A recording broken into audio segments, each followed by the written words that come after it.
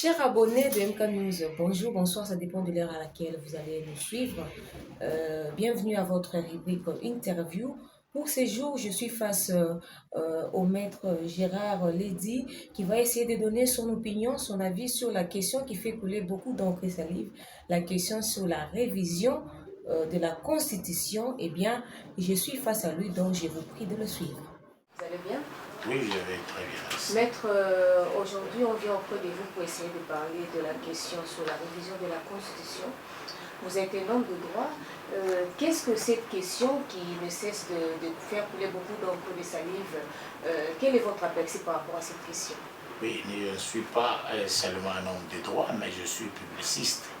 Et parce que beaucoup de gens, à force de côtoyer les politiciens, finissent par faire croire aux autres qu'ils maîtrisent un certain nombre de concepts.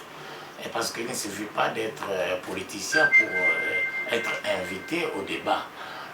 La question relative à la Constitution, c'est une question récurrente. Et ce n'est pas une question étrangère. Et la révision ou le changement de la Constitution, c'est une question normale. Il ne faut pas que les gens puissent voir derrière un concept, derrière une notion, une sorte de piège. Non. La révision de la Constitution est prévue. Le changement de la Constitution également est prévu comme publiciste. Il faut d'abord que les gens le sachent. Et est-ce que y a-t-il possibilité qu'on puisse changer la Constitution, comme la loi, peut avoir certaines dispositions qui peuvent devenir par le fil des temps inadaptées, désuètes comme nous disons. Et ça arrive. Et ces dispositions peuvent être révisées, peuvent être revisitées. Et le chef de l'État n'a pas dit que c'est lui qui devait changer la Constitution. Il y a des mécanismes pour changer la Constitution. Même dans la Constitution elle-même, la Constitution a prévu la possibilité de sa révision lorsque vous lisez l'article 220. Donc il ne faut pas que nos politiciens qui sont en mal de positionnement voient dans chaque concept des choses qui n'existent pas. La Constitution elle-même a prévu la manière d'être révisée. Est-ce nécessaire à l'heure actuelle? Là, c'est une autre question. Il y a, je peux vous dire nécessairement, par exemple, la disposition relative à la nationalité, elle est lacunaire lorsque vous lisez. Lorsque vous lisez cette disposition, vous allez voir que les constituants n'ont défini que ce qu'on entend par Congolais d'origine. Il n'a rien dit en ce qui concerne la nationalité d'acquisition. Et chacun doit savoir, lorsque vous allez un peu plus loin, même sur le plan de la logistique, on vous dit, voilà, les chefs de l'État restent en fonction.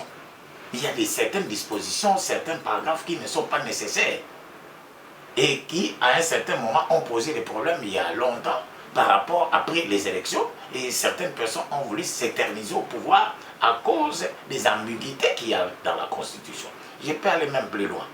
En ce qui nous concerne, par exemple, comme avocat, on dit, voilà, chaque citoyen peut être assisté ou être défendu par un défenseur de son choix.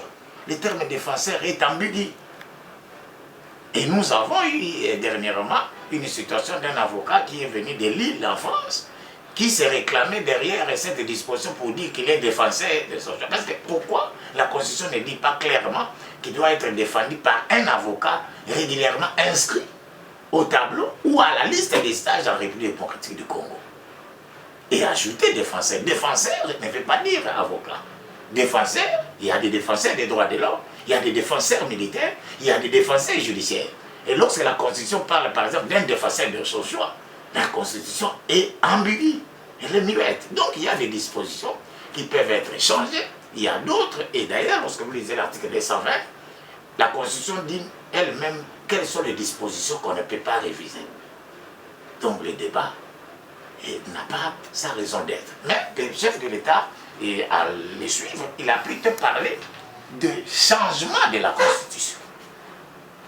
Pas de la révision. Lui, il a parlé de changement parce qu'il a donné ses motivations et pour dire qu'on peut changer la Constitution. Est-ce que peut-on changer la Constitution? Et s'il y a des raisons, on peut changer la Constitution. Est-ce que c'est opportun? Là, c'est une autre part de marche. Est-ce que, pour dire, voilà, quand on veut balayer à la maison, Donc quand la maison est sale, on dit voilà, comme on a faim, on ne peut pas balayer la maison. C'est ça les débats. Et les débats de bas étage, ils disent non, non, nous avons des problèmes de manger. Est-ce que ces changements ou bien cette révision aurait, si on peut dire, un bénéfice sur la population? La population peut trouver gain de cause. Est-ce qu'on s'est dit aujourd'hui, comme vous venez de le dire, il y a des articles qui bloquent? Est-ce qu'il y a vraiment des articles qui bloquent sur le social de la population, sur le développement de la population qui est en train de souffrir? Oui, parce que la souffrance n'a rien à voir avec la Constitution. Il faut quand même que les gens le sachent. Ce n'est pas parce que la Constitution existe que les choses vont marcher. La Constitution, c'est par rapport à la gestion quotidienne de l'État.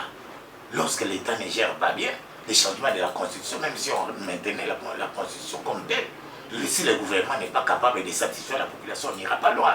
Donc il ne faut pas confondre les débats. Il y a des mécanismes qui bloquent, par exemple, par rapport à l'administration des provinces. Il y a des provinces qui souffrent. Nous avons eu une loi sur la division, la subdivision en 26 provinces. Mais il y a des provinces qui ne savent pas fonctionner. Il y a des changements qui ont été prévus dans la Constitution qui n'ont pas les raisons d'être. Aujourd'hui, il y a des provinces qui n'arrivent pas à avoir la rétrocession. Ces provinces ne marchent pas. Il y a la province de Sankourou qui est même privée de tout. À cause de la subdivision, ces provinces-là. Alors que cette province-là, si elle était restée dans l'ensemble avec la province du Kasaï oriental, et Sankourou pouvait peut-être respirer. Je donne un autre exemple. En ce qui concerne la gestion des communes. Mais comment les bourgmestres, comment les administrateurs du territoire doivent tout attendre du gouvernement central?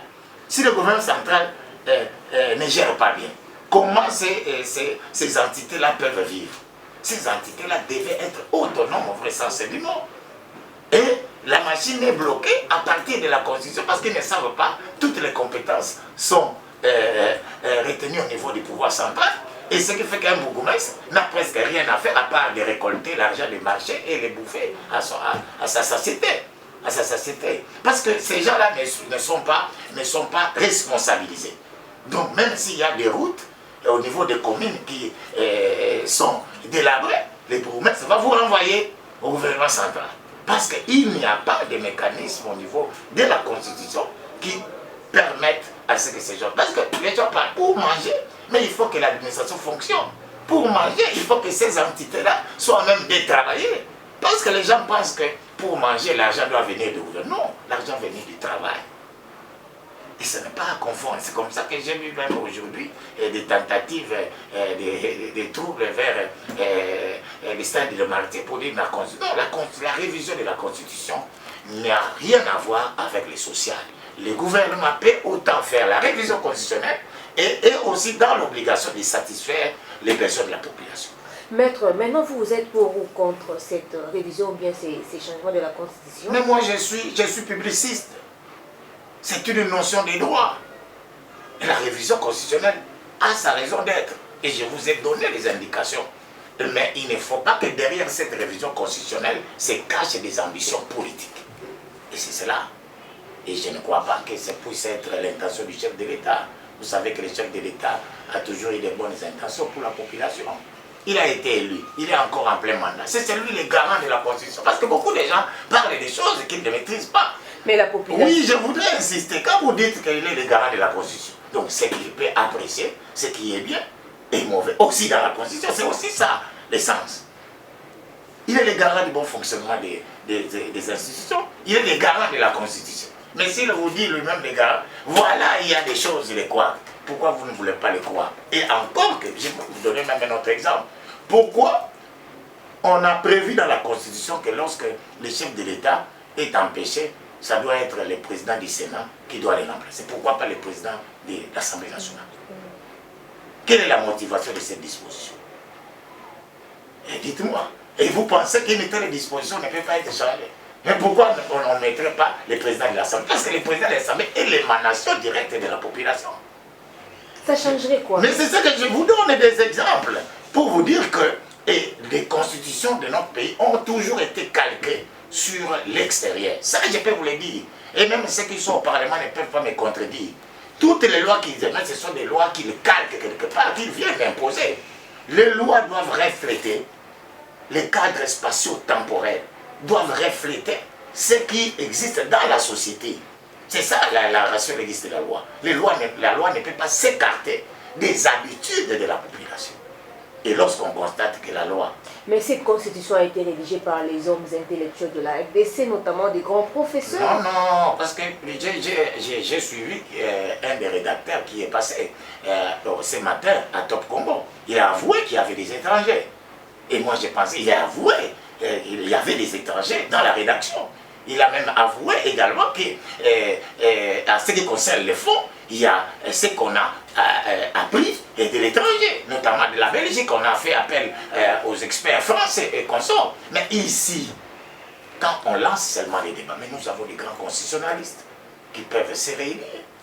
Le professeur Essambou est là-bas, nous avons le professeur Njoli et tant d'autres, le professeur Bouchard. Ce sont ces personnages-là qui doivent d'abord se réunir dans une commission. Parce que c'est un débat qui est lancé, il ne faut jamais avoir peur du débat. Quels sont les moyens de faisabilité de la révision? Ils vont en parler, ils vont présenter. Et on n'en est pas encore à la révision. Parce que pour que cette révision soit entérinée, il faut que la population s'exprime. Alors vous n'avez jamais consulté la population. Pourquoi vous ne voulez pas que... Aujourd'hui, la population se pose des questions en se disant la même constitution qui a fait de Félix Tshisekedi aujourd'hui président de la République, c'est la même constitution qu'il veut changer. Y a-t-il pas une contradiction là-dessus? Quelle contradiction? Est-ce que la constitution ne présente que des matrices? Donc vous dites que quand vous avez été élu, et que vous voyez que dans la disposition, certaines dispositions de la Constitution qui vous ont amené au pouvoir sont désuètes, vous ne pouvez pas changer. Il n'y a que les diables qui ne changent pas. Qui vous a dit que toutes les lois sont parfaites? Donc lorsque vous êtes élu président de la République, vous ne pouvez pas constater que la Constitution a des failles. Pourquoi seulement au second mandat? C'est ça le problème que la population se pose. Pourquoi seulement au second mandat? Les problèmes de la révisabilité de la Constitution n'est pas lié au problème du mandat. Parce que la Constitution, il est même prévu qu'on ne peut pas changer les dispositions relatives au mandat du chef de l'État. C'est écrit. Il faut aussi que les hommes politiques comme les journalistes, vous fassiez aussi cet effort pour expliquer à la population. Parce que les gens veulent faire croire qu'en lançant ces débats, les chefs de l'État voudraient faire changer les mandats du chef, les dispositions relatives au mandat. Non, la Constitution elle-même dit que on peut réfléchir, il n'y a pas de souci. Donc, il n'y a pas d'incompatibilité. Nous sommes conscients que la population souffre. Mais la population ne peut pas tout attendre des politiques. Et c'est un problème qui vient de loin. Et la mégestion qui a le méfait aujourd'hui ne date pas d'aujourd'hui. Contrairement à ceux qui sont en train de parler à la longueur des journées. Il y a des gens qui ont mal géré pendant l'époque de Mobutu, qui ont mal géré par l'époque de Kabila, et nous souffrons des conséquences de toutes ces mégestions. Aujourd'hui, le chef de l'État a de bonnes intentions. Et même si on doit réviser la Constitution ou changer la Constitution, mais cela ne dédouane pas le gouvernement de son obligation. Arranger le pays et de faire en sorte que la situation sociale marche.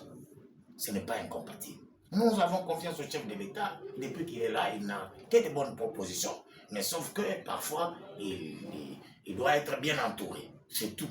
Mais lui-même en tant que personnage, c'est une personne extraordinaire.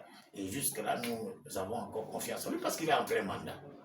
Alors, maître, je vous demanderai de vous adresser à la population en quelques minutes sur cette question. Oui, merci. Je voudrais dire à la population, il faut éviter d'être à la solde de ces politiciens qui ont échoué toute leur vie et qui veulent mettre la jeunesse et comme les appâts. Les jeunes peuvent réfléchir, les jeunes peuvent dire eux-mêmes si la révision de la Constitution est possible ou le changement de la Constitution. Donc, les troubles n'arrangent pas les choses. Je ne voudrais pas, je ne partage pas ce point de vue des anciens politiciens qui veulent toujours à tout prix être aux affaires. Et aujourd'hui, le pays est ce qu'il est à cause des anciens politiciens. Ça, je peux vous le dire. Moi, si j'étais à la place du président de la République, ce sont des personnages qu'on ne devait plus reprendre dans la gestion du pays. Nous avons confiance au chef de l'État. Faisons confiance au chef de l'État parce qu'il est le garant de la Constitution, du bon fonctionnement de la justice et des institutions, c'est lui qui apprécie qu'est-ce qui peut être bien dans la Constitution ou pas. Parce que nous lui avons fait confiance, nous l'avons élu. Nous sommes en plein mandat, nous ne pouvons pas nous soupçonner. Et que la population se calme et qu'elle ait confiance au chef de l'État. Et parce que ce qu'il fait déjà, qu'il a fait dans quelques temps, est une preuve que nous pouvons espérer en lui et le pays peut aller de l'avant. Alors, maître, je ne peux pas vous quitter sans pourtant parler de la question sur la question de la justice. Aujourd'hui, vous avez un nouveau ministre qui gère votre ministère, la personne du ministre Constant Moutamba. Et quel est votre constat sur la gestion du ministre Constant Moutamba au ministère de la Justice? Alors, d'abord, nous commençons d'abord par les féliciter parce que vous savez, c'est un confrère de mon barreau et pour son élévation, nous pouvons être contents. Et nous sommes également persuadés et nous les soutenons par rapport à ce qu'il est en train d'amorcer comme changement. Et nous n'avons pas de remarques parce que moi, je peux vous dire que jusqu'aujourd'hui, il travaille très bien. Et parce que quand le patron de la justice fait de la corruption son cheval de bataille, les gens ne peuvent pas trembler. Et c'est cela qui étonne. Le ministre dit qu'il veut élaguer les antivaleurs dans la justice. Est-ce que ce n'est pas une bonne chose? Vous pouvez peut-être ne pas l'aimer, mais lorsqu'il est dit comme ça, parce qu'on ne peut pas faire de la justice un moyen de s'enrichir. La justice, quand vous acceptez de faire la justice, vous faites comme une sorte de sacerdoce. Un magistrat ne peut pas chercher à s'enrichir derrière les justiciables. Un magistrat ne peut pas monnayer des décisions judiciaires. Et c'est comme aussi un avocat, comme acteur de la justice, ne peut pas être trempé dans la mafia. Si vous voulez devenir riche, choisissez un autre endroit que la justice ou d'être avocat. Un juge ne peut pas chercher à devenir juge parce qu'il est là, il est juge riche, parce qu'il est là au service de la population. Il ne peut pas à son propre service. Parce que nous avons vu qu'il y a beaucoup d'arrestations. On ne peut pas trouver dans un pays comme le nôtre qu'on puisse trouver beaucoup de gens qui sont arrêtés préventivement plus que les gens qui sont condamnés. Non. On ne peut pas trouver en prison plus des gens préventifs, des détenus préventifs que de cela. Pourquoi? Parce que la police, comme les parquets, après un certain moment, monnayait la distribution de la justice.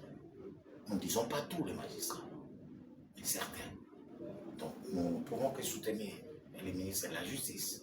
Nous allons aux États généraux de la Justice et nous continuons à soutenir le ministre de la Justice parce que c'est ce qu'il est en train de faire jusque-là. Donc, Maître Gérard Lédy, vous avez écouté attentivement son avis dont il est auteur. Et je n'ai pas trop de commentaires à faire là-dessus, donc je vous prierai de vous abonner, liker, aimer et partager pour une large diffusion. D'ici là, portez-vous bien, que Dieu bénisse la RDC.